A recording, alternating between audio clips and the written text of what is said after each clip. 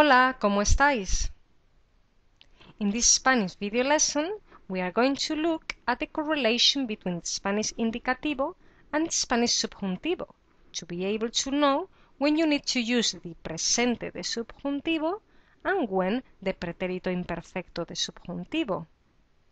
It all depends on which verb tense you are using in the first part of the sentence. Let's see first when we use the Presente de Subjuntivo. When in the first part we have Presente de Indicativo.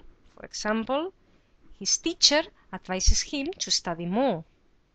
Is su profesor le aconseja que estudie más.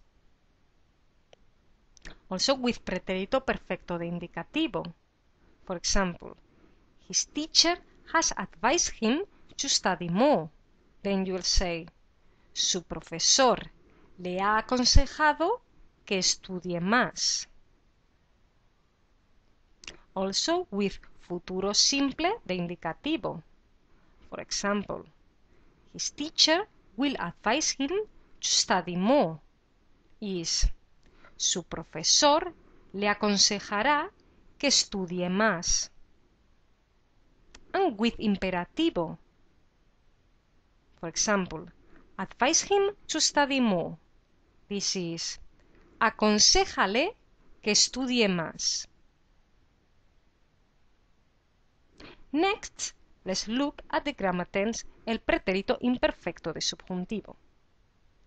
We'll use it when in the first part we've got pretérito imperfecto de indicativo. For example, his teacher used to advise him to study more.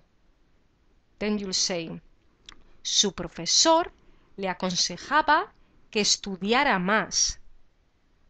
You can also say, su profesor le aconsejaba que estudiase más.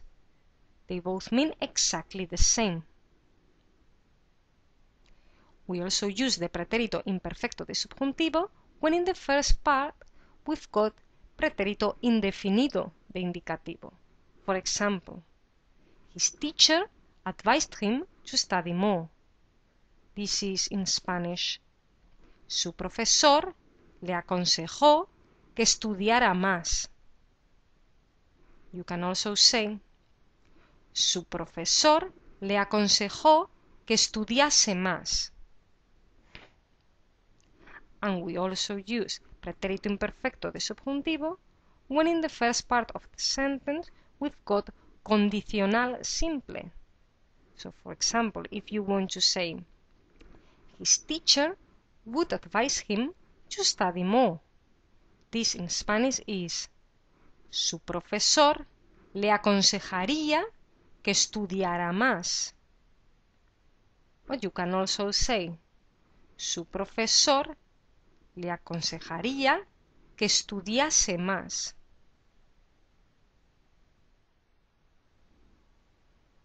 So this is all for today.